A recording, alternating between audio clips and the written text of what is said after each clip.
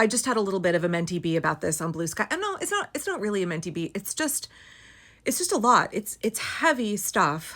I was texting with one of my friends from Derby, who also was previously an evangelical. There's a lot of people in roller derby who come to that community as part of their deconstruction process. We could talk about whether or not they're swapping one cult for another, whatever. That's an entire other rabbit hole. But I was telling them that this week I've really discovered how many of the bands, Christian bands, that were so incredibly important to me in the late 90s and early aughts. And then I didn't know what happened to them. I had no idea what happened to them because I was going through my own deconstruction journey and I stopped listening to them.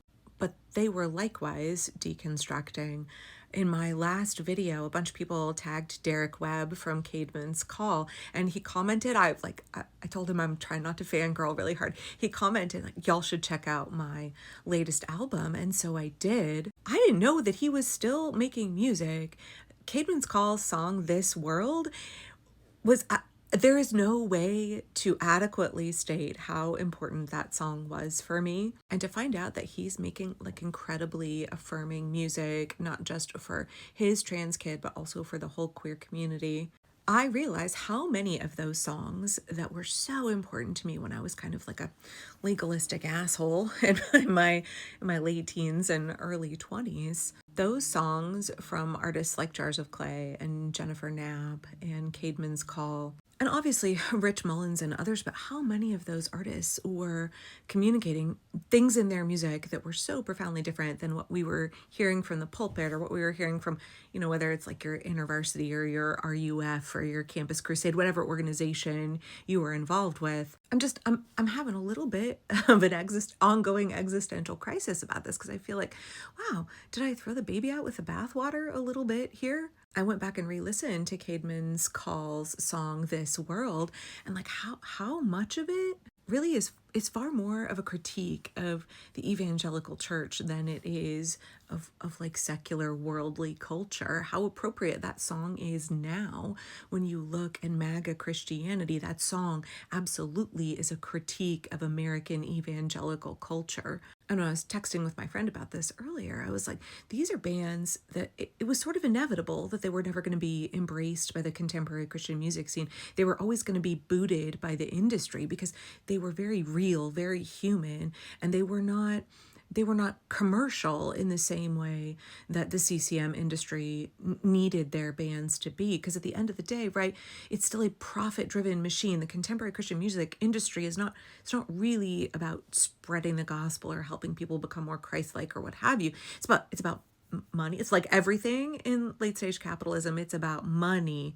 And if you're not some fucking copy pasta of Hillsong, then the industry really doesn't want you. If your music isn't predictable, palatable to conservative pastors, to evangelical America, then really the industry is not going to have a place for you. And also, I think a lot of these musicians who were striving to be really authentic, they didn't want to stay in that sphere because they wanted to talk about their doubts. They wanted to talk about all of the hard things that an industry pushing Jesus is my boyfriend music was not going to want them to discuss.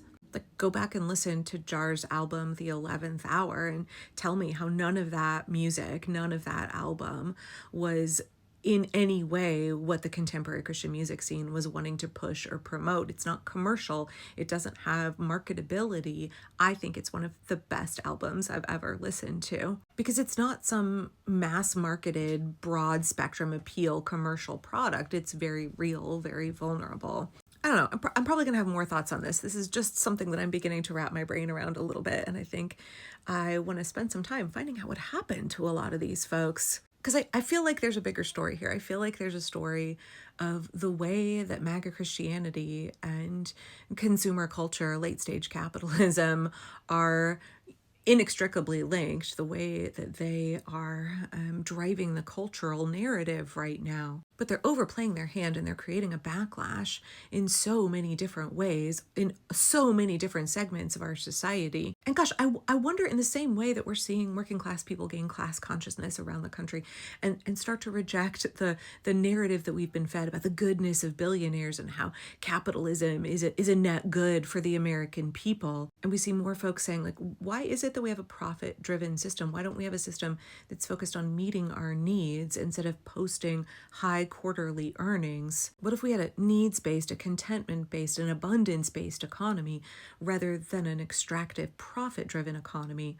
Likewise, I feel like there's some space here in terms of reclaiming faith in the same way. Why is it that MAGA Christians get to proclaim that their version, their twisted version of Christianity that really is just a cult of power, grievance, and retribution? Why is it that they get a claim that they have a mandate from God? Why is it that they get a claim that they speak on behalf of all of Christendom, when really MAGA Christianity is like very, very fringe? Most Christians around the world bear zero resemblance to the evangelical cult of MAGA, the white Christian nationalist cult of MAGA that is powerful in the United States right now.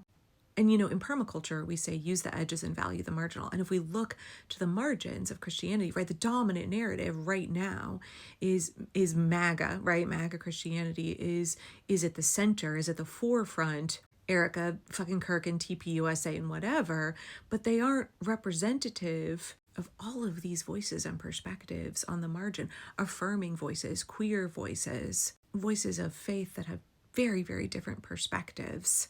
I don't know. I think for me, I'm gonna spend some more time sitting with this, reading about where these folks are now and thinking about that permaculture principle of using the edges and valuing the marginal. I realize this isn't like a fully formed thesis here. This isn't like a fully formed thought. I'm just starting to think about the connections between all of these things and whether there's a potential for so many different areas of our culture, our economic life, our social life, our spiritual life, to move in a different direction. The dominant narrative in so many different aspects doesn't have to maintain its dominance. It functionally cannot, right? All of these systems are built on coercion, control, extraction, exploitation. They're not sustainable in the long term at all. So what else is there? What else is there that's hiding out on the edges, on the periphery, that deserves to be examined and elevated, that would be more sustainable, more just, more loving? I don't know. Thanks for letting me continue to work my thoughts out on this.